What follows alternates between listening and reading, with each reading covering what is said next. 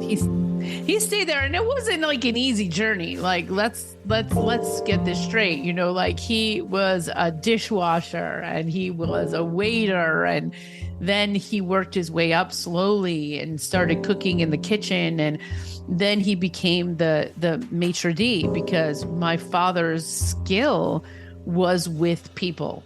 So it wasn't behind the scenes cooking per se. It was in front of the camera. It was face to face with those celebrities because he had the flair, the personality to do it. And so later on, he had a talent agent and he did a TV commercial. He was on David Frost and Johnny Carson. And so he was like the celebrity chef before there were celebrity chefs. And so I think that was the most fun thing. And we tried to get him on the Food Network, but they thought he was a little bit too old. So it was like, and I got to tell you, it was like between him and Emeril Lagasse, like at the time. And like Emeril beat him out because he was younger, but my father could have been if the internet and TV were as fluid as it is now, my father would have been one of those people, but he was a little before his time.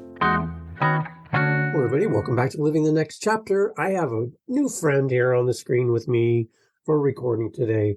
Julie's with me today. We're going to be talking about her book in honor of her amazing dad, the singing chef. We're going to spice things up. We got a great recipe for everyone today here on the podcast, and we're going to share it with you. Julie, welcome to the podcast. Nice to have you here. Thank you, David, and thank you for having me today. This is exciting. I went down a wormhole of watching videos of your father cooking for people and singing his heart out. And I loved every minute of it, watching it. Can you tell me about your dad? Let's start with that, because that's the story behind our discussion today. Tell me about this gentleman, and tell me what inspired you the most when you watch back videos and stuff of your father. Well, my father began his journey in Italy. He was born 1938, and during the war, so World War II, he was a young boy. And so what happened is his family was a bit hungry. They were starving. They didn't really have enough food. They were poor. And so when my father went to town, he used to see people in restaurants. And he would look at the window, from the outside. He was a voyeur of the restaurants. And he thought to himself, wow, if I could just be in there, I will never starve again. And that was the thought and the message that he had as a very young boy. And so what that did was it kind of gave him a hunger for and a passion for cooking. And even in the very beginnings of his life during World War II, there was a Nazi occupation in Italy. So they were hiding. They were, had Nazi prisoners in his village that he was in.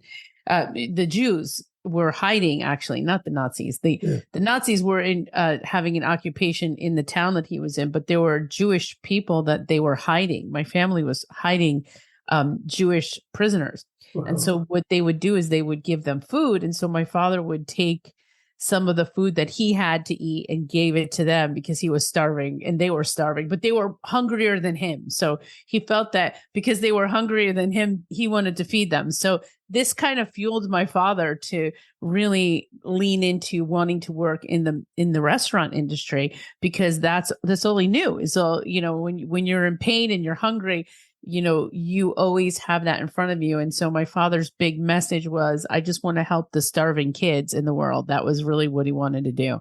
And so went on to leave Italy because there was not enough work there.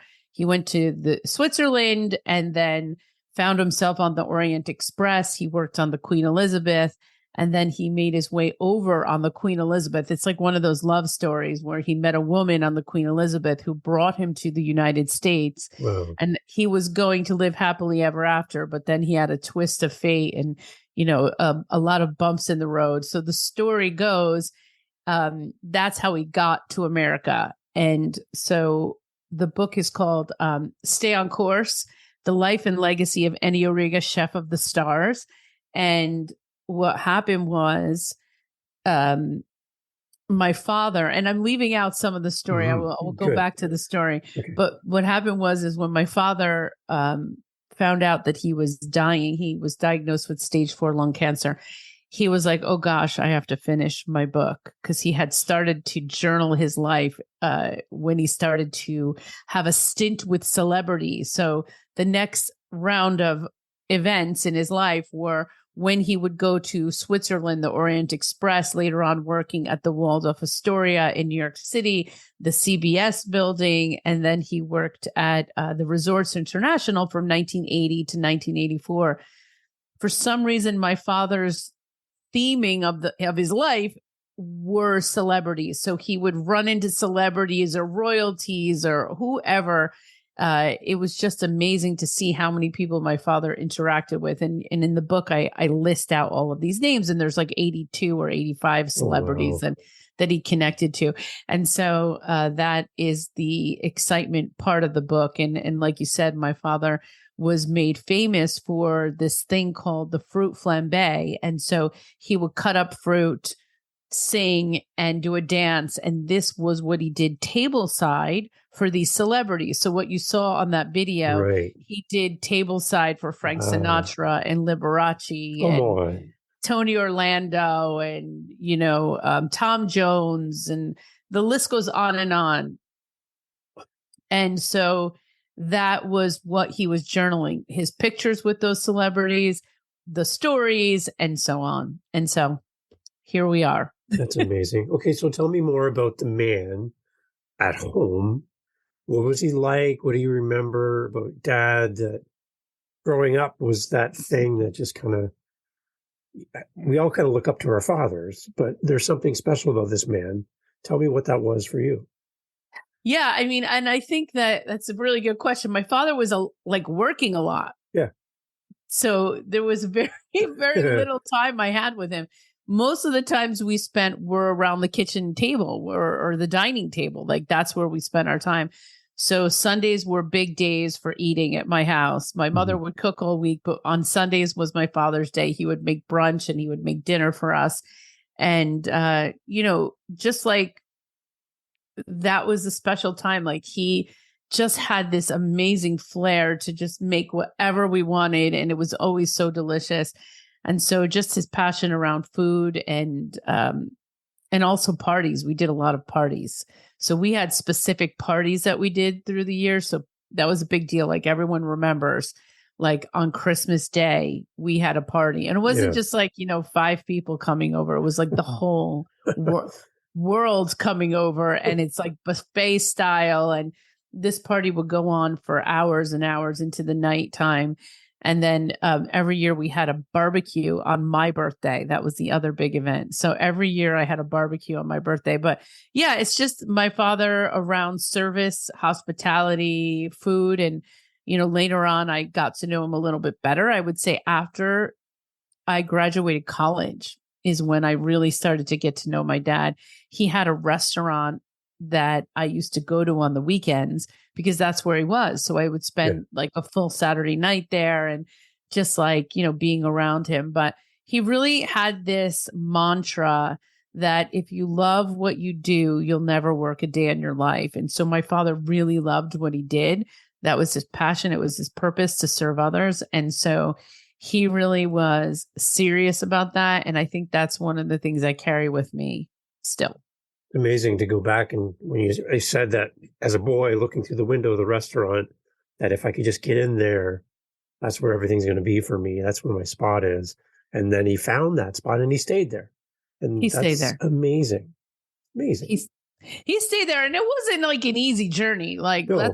let's get this straight. Like he was a dishwasher and he was a waiter, and then he worked his way up slowly and started cooking in the kitchen. And then he became the maitre d' because my father's skill was with people. So it wasn't behind the scenes cooking per se. It was in front of the camera. Yeah. It was face to face with those celebrities because he had the flair, the personality to do it. And so later on, he had a talent agent, and he did a TV commercial. He was on David Frost and Johnny Carson. And so he was like the celebrity chef before there were celebrity Right. chefs. Yeah, yeah.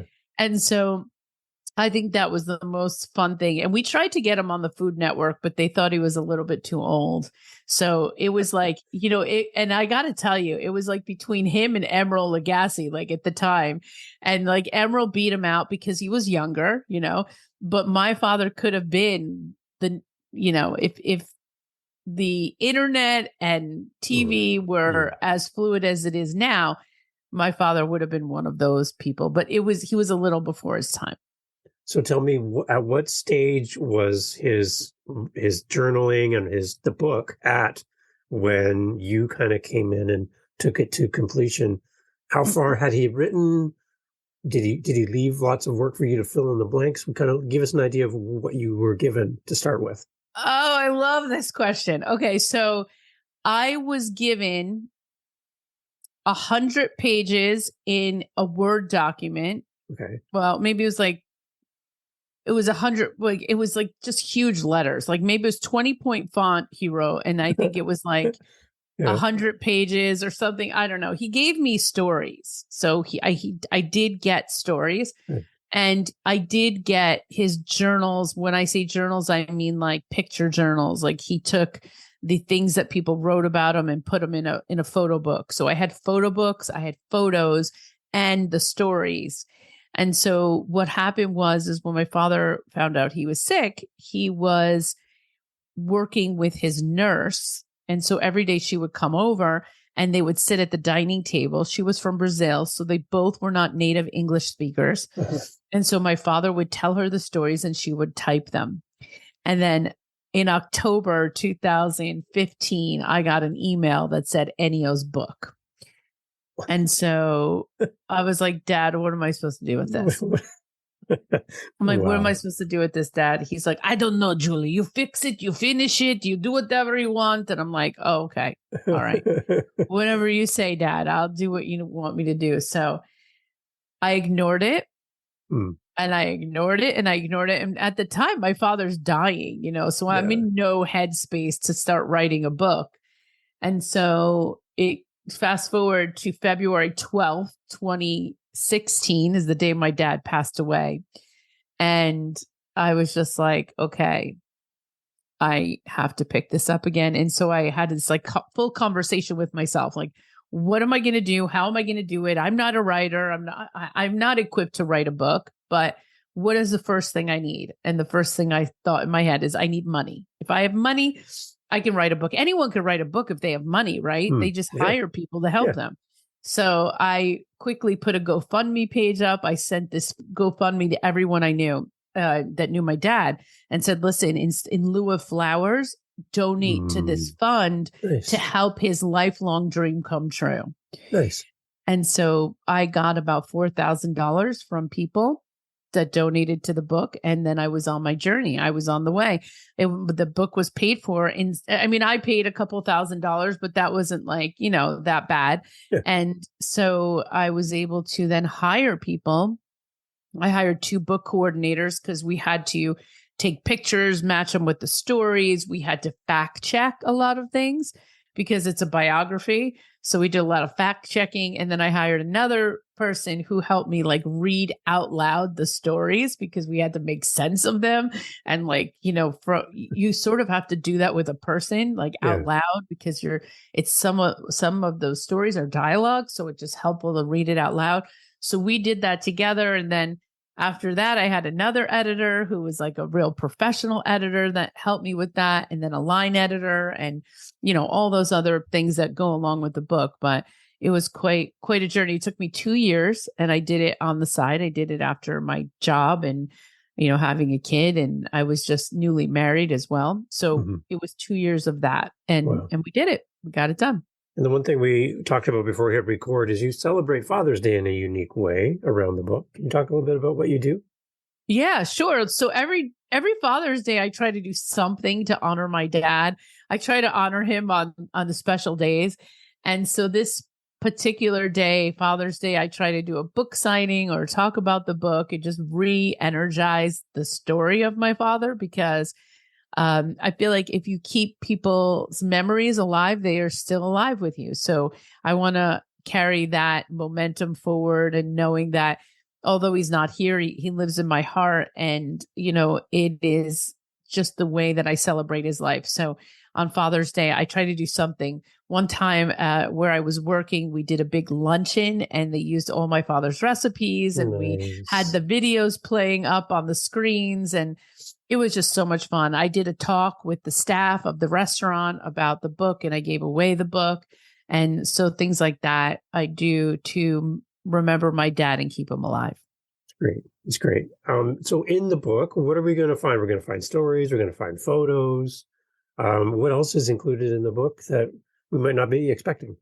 Sure. I mean, those are the lessons and reflections for me. Yeah. So the lessons that he taught me are in the book. I teach about presence, some things about gifting, but they're like the leadership lessons that he taught me.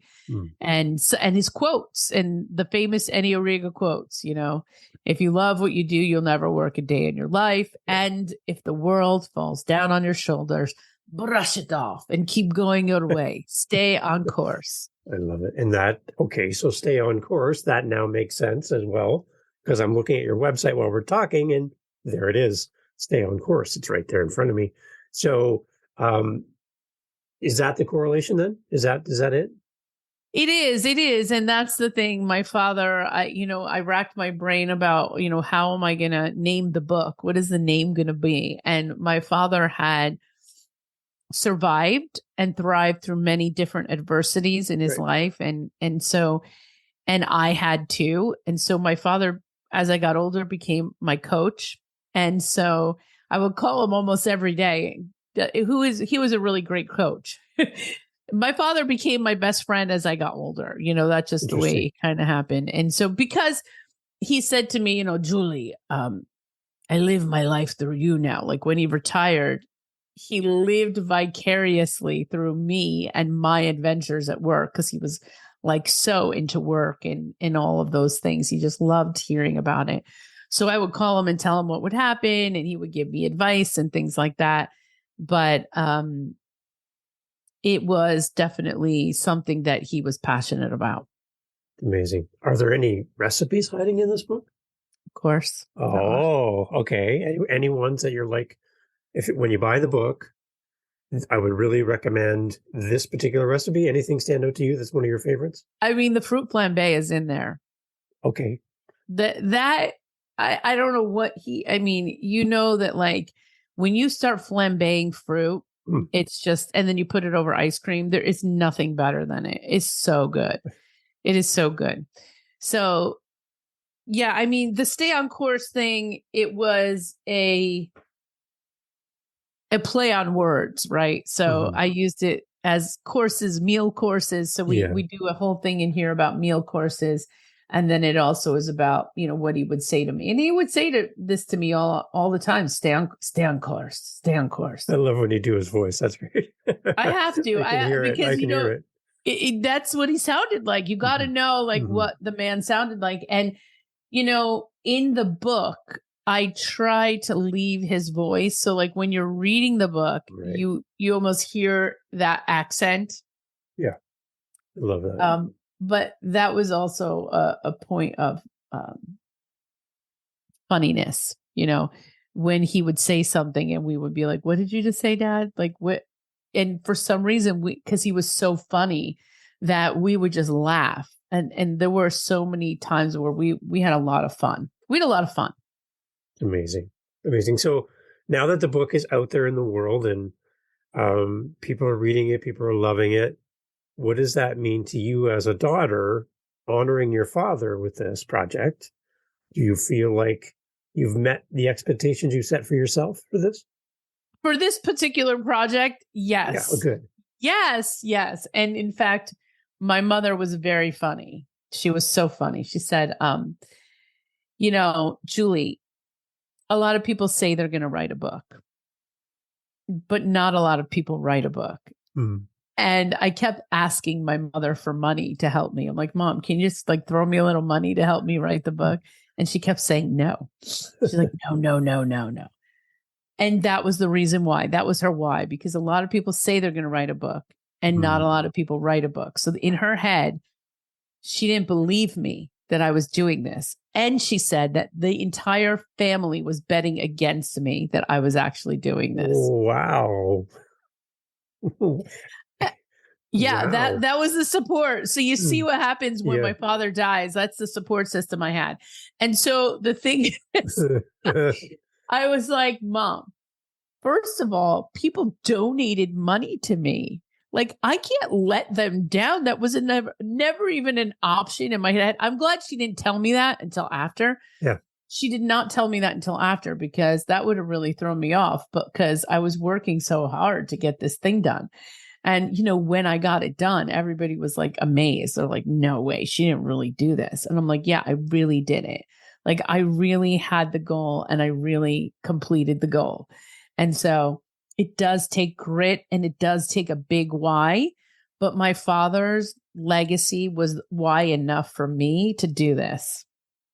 So, days after your father passes away, you start to get voices and emails and messages from people from wherever commenting on your father, telling you stories, or reaching out to you, to give wishes to you.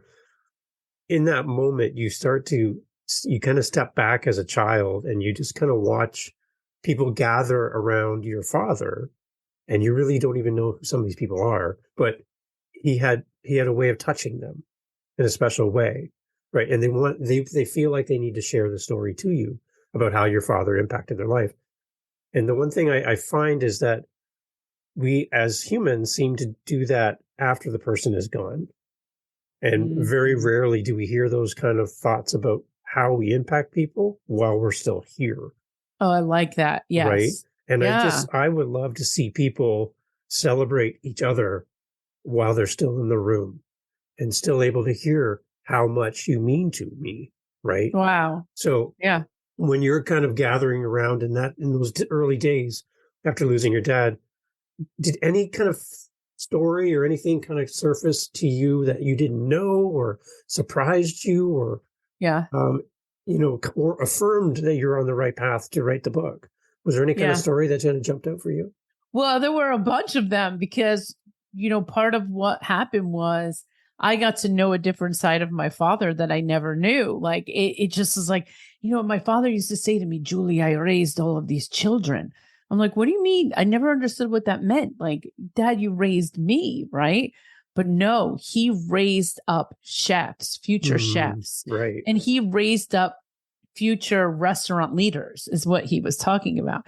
He was like the father to them. And so I got to understand what that meant after he died and the stories that people would tell me. Like, so, oh my God, there's so many stories and they're all in the book. But Yeah. one particular person said to me, well, he found me somehow on Facebook and said, listen, I heard about your father. I wanted to reach out to you and let you know that he meant so much to me. Every time he came to this hotel in Baltimore, this was somebody from Baltimore, that he would teach us and we would get so much from him. And so like people reached out to me that I didn't know. And then also people were telling me stories about what his method was when he would go somewhere and they sent my dad in as the rescue squad. So like kind of like bar rescue. Yeah. Yeah. Yeah. Exactly. So my father ended up becoming, because at the last stint of his career, he worked at a company called Prime Hospitality, and he was there for 20 years. He was the executive corporate chef for Prime Hospitality. And it was in that job that he really became the mentor, coach, and trainer of all of the chefs that were rising up into their careers. And so there's a lot of those individual men, and I don't know how many women at the time, but mostly men, that I had conversations with, and I understood like what my father meant to them. And what they learned from my father, because a lot of those people learned some of their cooking skills from my father. A lot of those chefs didn't even maybe go to college for this, but my father taught them, what it is they needed to do, taught them about hospitality. And so we did a lot of trainings. And then, there were two individuals that I spent more time with than some others because they knew my dad so well. And so this one guy, he tells me the story and he's like, Julie, your father used to get up in front of the room and he used to wear the glasses, he said, just like this. And he said, he's like, everyone, it is so nice to meet you. My name is Ennio Riga. He goes, I am a humble man. And then he would do this. And tilt his glasses he would do this. He said he would pull down his glasses, but he would be like, but I am a national treasure. I love it. I'm a humble man, but a national treasure. And that that phrase ends up in all my marketing material and all these things because, that's what he was. He was a national treasure. Like that was his whole thing. And so, you need to be humble. What he was saying is like, you need to be humble, but you also need to believe in yourself. Nice balance to get to the place you need to be. Amazing. Okay. So Julie, there's someone listening and they have a box in front of them of notes from someone who is no longer with us, a journal, something that would just make a great book, but they're sitting through boxes of papers and notes and they want to do what you've done.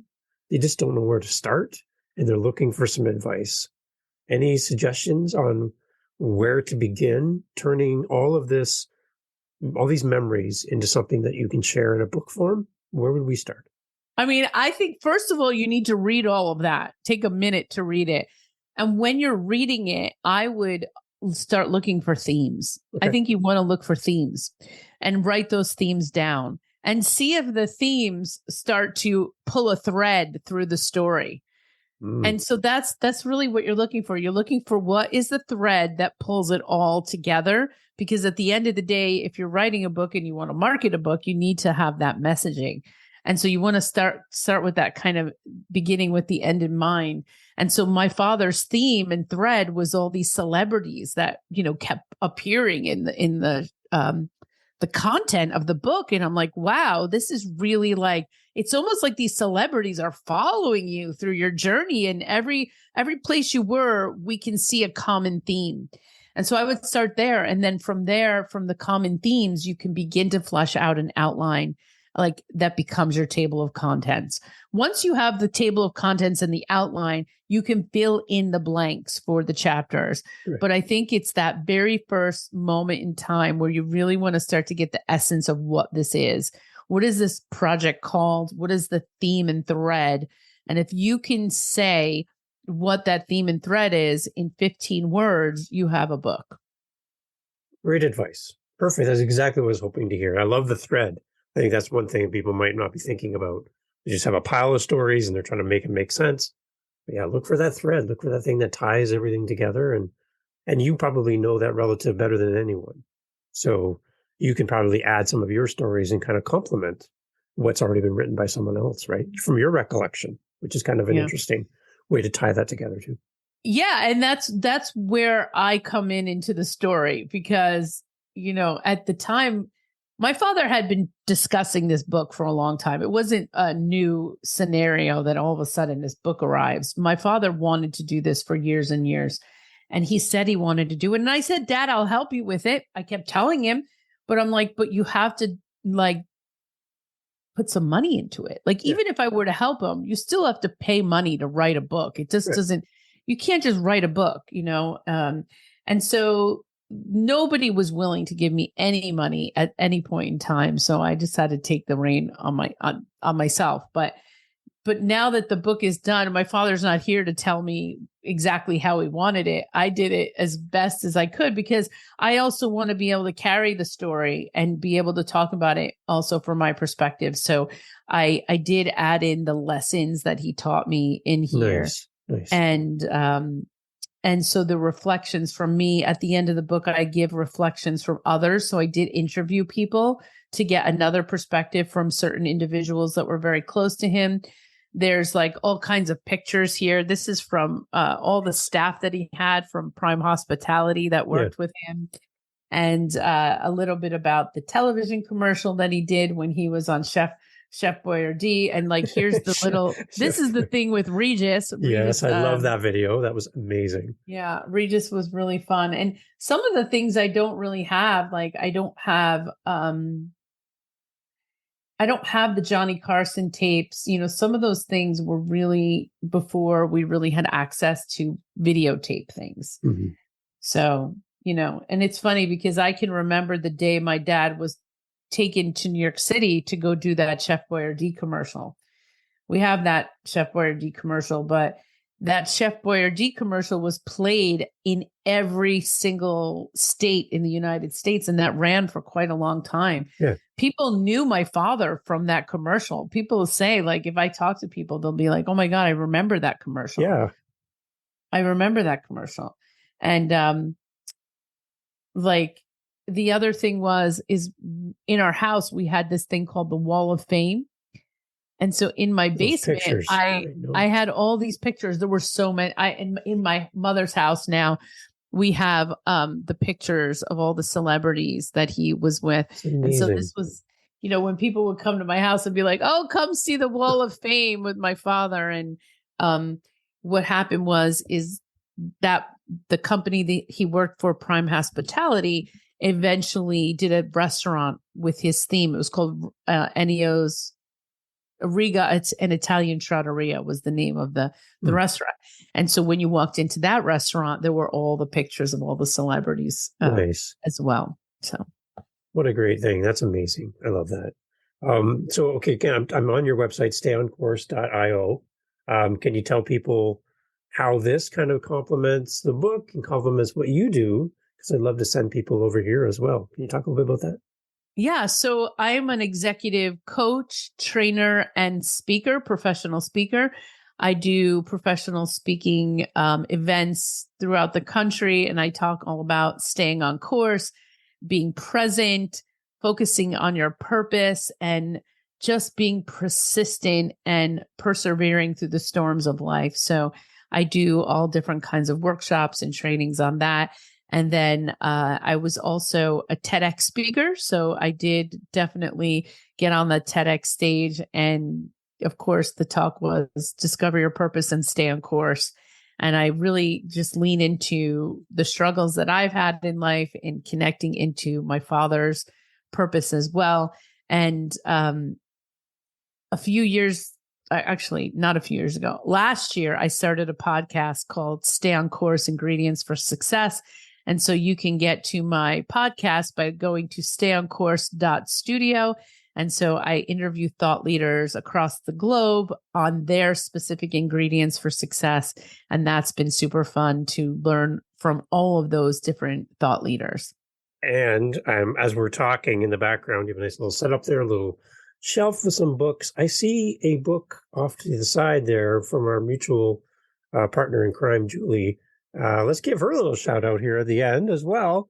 What's that great book there? That book is Hustle Smart, and that is a coach's guide to starting a great coaching business. So that's one of her books, but she does have a bunch of other books as well through the Mediacasters. So check out Mediacasters, and they have an amazing community and all different kinds of other resources to help podcasters and authors. They do help authors get their books off the ground as well. And I'm part of that community. My hand's in the air. I love it. Great interaction.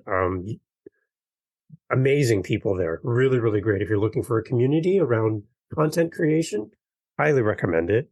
And I'm not paid, but I love it. And I think it's really adds value to anyone on a journey. And having you here today, Julie, to talk about your journey has been so helpful. And I love celebrating your dad. We're going to release this episode in and around Father's Day to honor your father and to go along with the celebrations of what you're doing to remember him every year. So thank you for writing this book. Thank you for picking up a task that he gave to you. unfinished and you were able to take it across the finish line. It's exciting. And I hope that inspires people listening to say, hey, Julie did this, I can do this. Or, hey, Julie, I have a question. I'm going to go to your website. I'd love to talk to you. I'd love to reach out to you and get your feedback. I'm sure that would be okay for them to do that. Absolutely. Yeah. And if anybody wants to grab a copy of the book, it's on Amazon. Stay on course. You can also get to some information on the book from my website, stayoncourse.io. And yeah, I mean, if you're looking to leave a legacy, what better way to do it than create a story of the people you love in a book, because this will be here for generations to come. And the one thing that should bring us all together, Julie, is food. Absolutely. As we gather around the table and have family time and celebrate together. And that's what I love about your father as a young boy, looking into the restaurant, turning that into a career, and then helping other people do that. What a story. And the fact that food brings us together. I'm so happy to have met you and to feel like I know your dad through your storytelling about him and his journey. He sounds like such a great guy. And I wish I could have met him, but I get to see him live on through the book. So thank you for writing this book. Thank you so much, David. And thanks for having me today. I'm really grateful for you and your podcast. And one of the things that I want to leave the audience with that you said, I think that really touched me today, was let's celebrate the ones we love while they're still here. And let's have that time where we can really tell people how much they mean to us and what their strengths are and how they're really making an impact of the world. And so we can celebrate people while they're still alive and then after they pass as well. So I just want to wish everybody a happy Father's Day, to celebrate those fathers that are here and the fathers that are not. So thank you so much. Amazing. So you have a little bit of homework for everyone, please. When you look in your calendar and your next meeting that's coming up, and it's that person you talk to multiple times a week, and you've never actually stopped to say, listen, I want to let you know at the beginning before we get into our business stuff, I really appreciate you. I really admire you. This is what you do to me, or this is the value you bring to me in my life. I wanted to let you know that you really matter to me. And I don't say it enough, but thank you. If we can add that piece of homework to our week this week, I think you'll see a little difference in your life and in their response. You're going to shock some people. And if we can all do that, I think it's going to help our weeks and our days. And again, let's not wait till somebody's gone, like you talked about, before we recognize how amazing people are in our lives. So, and Julie, thank you for being amazing on this podcast. Really appreciate it. Thanks for having me. Awesome.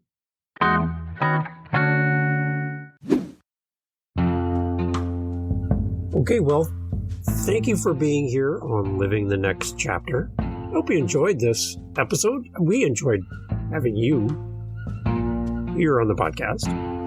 Our authors are amazing. I hope you appreciate their time, their effort to make this possible.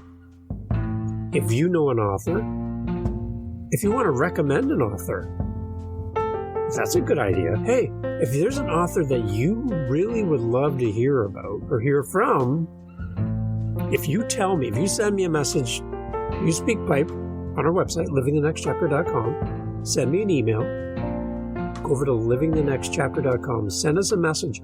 We will forward your message to that author and say, listen, you are being requested to be on Living the Next Chapter. Our audience can't wait to hear from you. You can help shape the show. Yeah, you. You could do that right now, actually. You got a minute, right? Okay, how about you do that? livingthenextchapter.com. I'll see you over there. Recommend an author. Yeah. See you. Thanks.